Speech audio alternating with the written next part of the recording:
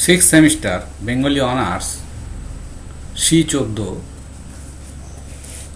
আজকের আলোচ্য বিষয় গোপাল হালদারের লেখা সংস্কৃতির গোড়ার প্রবন্ধের তৃতীয় অংশ, সংস্কৃতির নাম ও রূপ, এই অংশটি। সেখানে তিনি লিখছেন, আমরা যা দেখছি,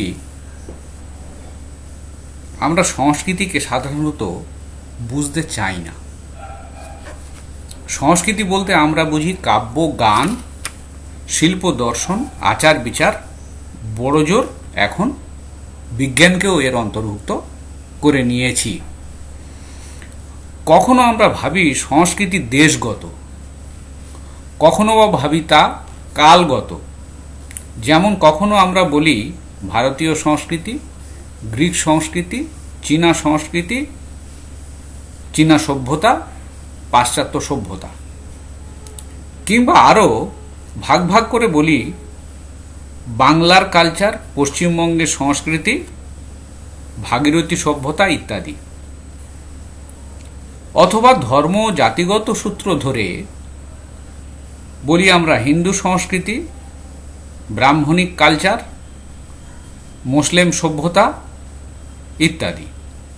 আবার কখনো কালের হিসাব মনে না রেখে বলি প্রাচীন সভ্যতা, মধ্যযুগের সভ্যতা, এই সকল নামে আমরা অভিহিত করি, বা আধুনিক সভ্যতা। প্রাচীন সভ্যতা, মধ্যযুগের সভ্যতা এবং আধুনিক সভ্যতা এই নামেও আমরা অভিহিত করি। সময়ের সেখানে আমরা উল্লেখ করি না। এইসব হিসেব অবশ্য একেবারে ভুল নয়। সবসময় এগুলি পরস্পর বিরোধীও নয়, কিন্তু এরূপ হিসেব খুব যুক্তিযুক্তও নয়। যেমন ভারতীয় সভ্যতা বললে তার মধ্যে হিন্দু সভ্যতাও আসে, আবার তাতে প্রাচীন সভ্যতাও যেমন বোঝাতে পারে, মধ্যযুগের সভ্যতাও তেমন বোঝাতে পারে। এই সব নামে বিভিন্ন সংস্কৃতির ঠিক পার্থক্য বা প্রকৃতি বুঝে নেওয়া সম্ভব হয় না।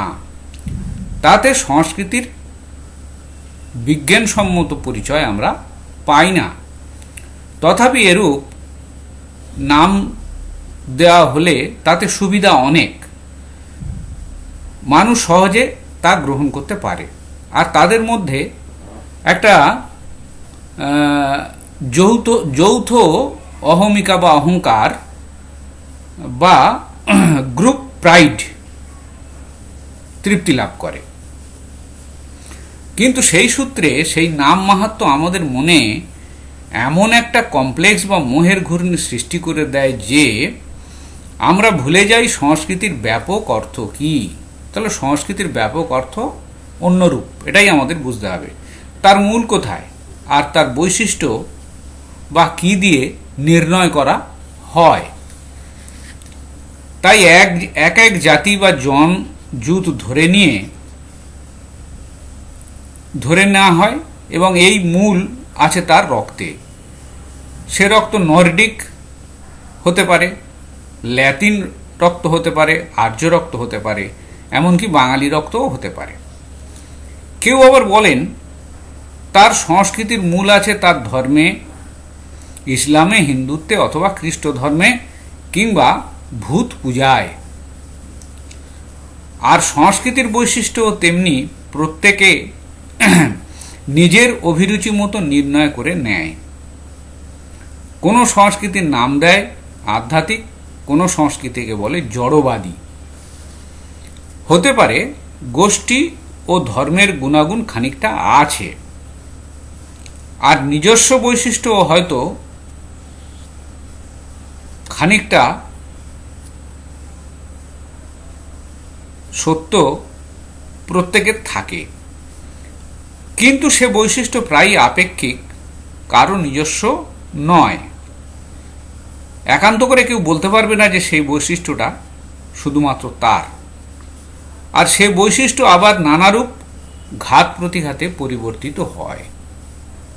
তাছাড়া সংস্কৃতির মূল বিচারে, রূপ নির্ণয়ে বা বৈশিষ্ট্য বিশ্লেষণে সেসব নিতান্তই গৌণ। বা অপ্রধান। সেখানে মুখ্য কথা এই, জীবনযাত্রার কোন সৌকর্য সাধন যে সংস্কৃতি, সে সংস্কৃতি করছে। জীবনযাত্রার কোন সৌকর্য সাধন সেই সংস্কৃতি করছে। প্রকৃতির উপরে অধিকার বিস্তারের যে অফুরন্ত চেষ্টা মানুষের, তার কোন স্তরের আভাস সেই সংস্কৃতি দেয়। বৈজ্ঞানিক দৃষ্টিতে যাঁরা এই সংস্কৃতির বিচার করেন, তাঁরা দেখতে পান সংস্কৃতির অর্থ এই, মানুষের জীবন সংগ্রামে বা প্রকৃতির উপর অধিকার বিস্তারের মোট প্রচেষ্টাই সংস্কৃতি। আর সংস্কৃতির মূল ভিত্তিও অত্যন্ত বাস্তব। জীবিকা প্রকাশ বা জীবিকার জন্য প্রচেষ্টা, সহজে আয়ত্তে আনা। বিষয়টা তাই পরিষ্কার, জীবিকার চেষ্টায় মানুষ যেমন এগিয়ে যায়, সংস্কৃতিরও তেমনি পরিবর্তন ঘটে যায়। সেই সংস্কৃতির, পূর্বের সংস্কৃতির কিছু বাদ চলে যায়, আবার কিছু যুক্ত হয়, অর্থাৎ তার পরিবর্তন ঘটতে থাকে। এই কথাটা আরেকটু তলিয়ে বোঝা দরকার। মানুষ নিজেও পরিবর্তিত হচ্ছে, আর মানুষ ও তার পরিবেশ দুই পরিবর্তনের স্রোতে পরস্পরকে পরিবর্তিত করে চলেছে।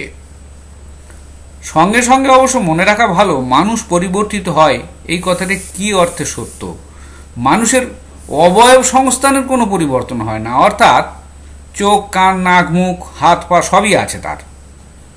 মানুষের আবেগ, কামনা, ক্ষুধা, জরা, মরণ, তাও সব ঠিক আছে।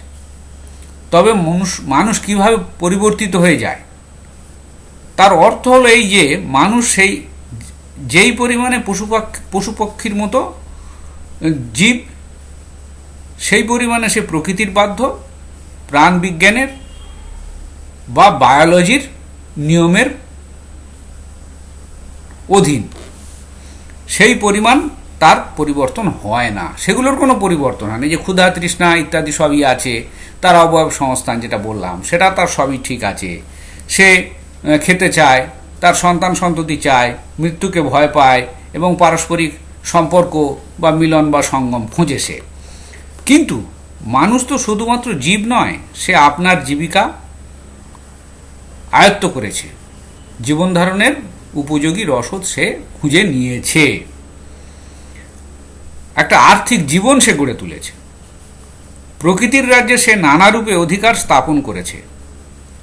সেজন্য সে অন্য জীবের মতো আহার করে, কিন্তু কত রকমের সে আহার প্রস্তুত করে, তার একটা আহার প্রস্তুত করার প্রণালী আছে। সে সন্তান চায়, আবার কতকটা সেই ইচ্ছাকে নিয়মিতও করতে পারে। সে মৃত্যুতে ভয় পায়, কিন্তু আবার অনেকাংশে ভয়কে দূরও করতে পারে। ভূতপ্রেতের ভয়, পশু সাপদের ভয় কাটিয়ে উঠেছে মানুষ, বা কাটিয়ে উঠছে। সে পুত্র পরিবারের জন্য বা সংসারের জন্য, দেশ সমাজের জন্য, এমনকি বৈজ্ঞানিক জ্ঞানের সাধনায় সে মৃত্যুও বরণ করতে প্রস্তুত বা বরণ করে। সে যৌন কামনার অধীন, জরামরণের অধীন, কিন্তু তাও আবার কতভাবে ছাড়িয়ে ওঠে, সেটাকে সে বিচিত্র করে তোলে। এই সব কারণেই তার পরিবর্তনের অসম্ভব সম্ভাবনা ও অবকাশ।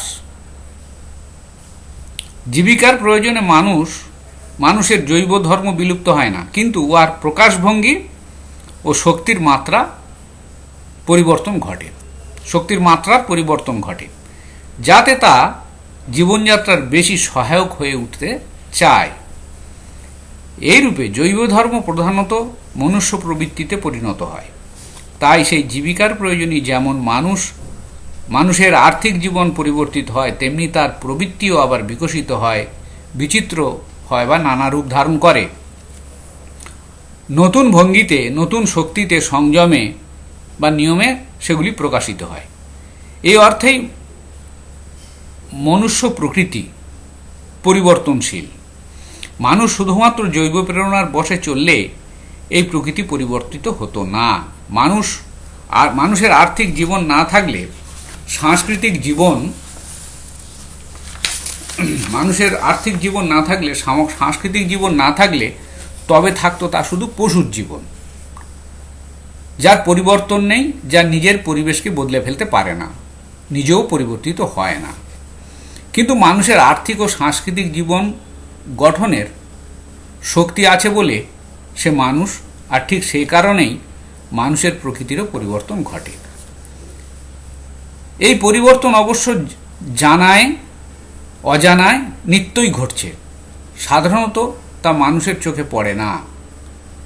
দৃষ্টির অগোচরে এই পরিবর্তনগুলো ঘটে যায়, কারণ জীবনযাত্রা এক স্তর থেকে অন্য এক স্তরে মানুষ প্রতিদিন উত্তীর্ণ হয় না, উত্তীর্ণ হতে তার সময় লাগে। সেই উত্তীর্ণ হওয়ার পথেই এই পরিবর্তনগুলো ঘটে যায় দৃষ্টির অগোচরে। সেরূপ বিরাট ভাঙা গড়া বিপুল বিপ্লব ঘটে এক এক যুগের শেষে এক একবার। সবসময় পরিবর্তন ঘটে না, স্থিতাবস্থা বজায়ও থাকে, কিন্তু পরিবর্তিত হয়ে যায়। মানুষ যে এগিয়ে চলেছে, তার ধ্যান ধারণার পরিবর্তন হচ্ছে ইত্যাদির মধ্যে দিয়ে। সেরূপ বিরাট ভাঙা গড়া বিপুল বিপ্লব ঘটে এক এক যুগের শেষে একবার। সেই যুগান্তরে সমাজের দেহান্তর হয়, আর সংস্কৃতিও পরিবর্তিত হয়ে যায়। তাতে মানব প্রকৃতিও আপন বিকাশের পথে আরও এক পা এগিয়ে যায়, আর এই বিশ্ব প্রকৃতি মানুষের বিজয় স্বীকার করে আর একটু নতি স্বীকার করে। এভাবে মানুষ এগিয়ে যায় অনেকখানি। সে প্রস্তর যুগের মানুষ আর নেই। শিল্পযুগের মানুষ এখন সংঘবদ্ধ শক্তিতে সচেতন ও স্বপ্রতিষ্ঠ হতে চাইছে। কিন্তু আমাদের ভুললে চলবে না, এখনও তবু প্রকৃতির একাংশ মানুষ জয় করতে পারেনি। প্রকৃতির একাংশও মানুষ জয় করতে পারেনি। আরও একটা কথা, প্রকৃতির সঙ্গে মানুষের এই সংঘাত একেবারে যেমন জন্মগত, তেমনি মনে রাখা দরকার মানুষ ও প্রকৃতির অংশ মাত্র। বিশ্ব প্রকৃতির এক বিশিষ্ট শক্তি মানব প্রকৃতি। প্রকৃতিরই সেই বিশেষ একটি প্রকাশ হিসেবে সে দাঁড়ায় আবার প্রকৃতির সঙ্গে দ্বন্দ্বে। আর সে দ্বন্দ্বটি প্রথম চালায় সে বাহুবলের সাহায্যে, বিশেষত হাত ও মাথার দ্বারা, দেহের স্বাভাবিক শক্তিতে। প্রকৃতিজাতকে আপনার প্রয়োজন অনুসারে পরিবর্তিত করে নেওয়ার জন্য। অন্য জীবের এইসব শারীরিক সুবিধে নেই, তাই তারা প্রকৃতির নিয়ম নিগড়ে বাঁধা। আবার বহিঃপ্রকৃতির সঙ্গে এমনি প্রয়াসে এমনিভাবে তাকে পরিবর্তিত করে ফেলতে পারে বলেই মানুষ মানব প্রকৃতিও তার সঙ্গে সঙ্গে পরিবর্তিত হয়ে যায়।